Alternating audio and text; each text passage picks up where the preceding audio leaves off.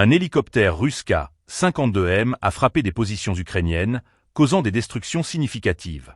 Selon le ministère russe de la Défense, cette opération a eu lieu dans la zone frontalière de l'oblast de Koursk, où des forces armées ukrainiennes ont été ciblées.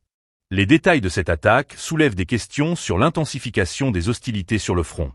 L'équipage de l'hélicoptère a mené une frappe précise contre des cibles militaires, utilisant des missiles aériens pour atteindre le personnel et les véhicules blindés ukrainiens. Ce type d'opération démontre la capacité des forces russes à mener des attaques coordonnées et efficaces, même dans des zones sensibles.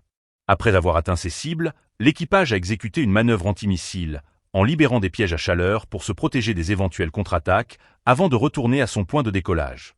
Le ministère de la Défense a confirmé que les résultats de cette opération incluent la destruction de personnel et de matériel militaire ukrainien.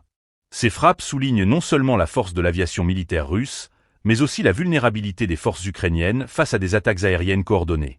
Les implications de cette escalade sont préoccupantes, alors que le conflit se poursuit et que la tension reste élevée dans la région.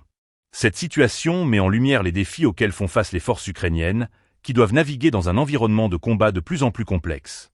La supériorité aérienne des forces russes pourrait avoir des conséquences graves sur le déroulement des opérations au sol, rendant la nécessité d'une défense renforcée plus pressante que jamais.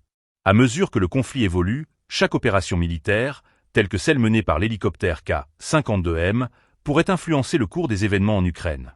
Ces frappes ne sont pas seulement des démonstrations de force, mais également des signaux sur la détermination de la Russie à maintenir la pression sur ses adversaires. Le climat dans la région devient de plus en plus tendu, et les répercussions de ces actions militaires sont à suivre de près. Dans ce contexte, les analystes militaires scrutent les développements avec attention, conscients que chaque mouvement sur le champ de bataille peut changer la donne. Les forces ukrainiennes, tout en cherchant à se défendre, doivent également envisager des stratégies pour contrer les capacités aériennes russes. La guerre en Ukraine, marquée par des frappes aériennes et des opérations terrestres, continue d'évoluer, et il est essentiel de rester informé sur ces enjeux cruciaux.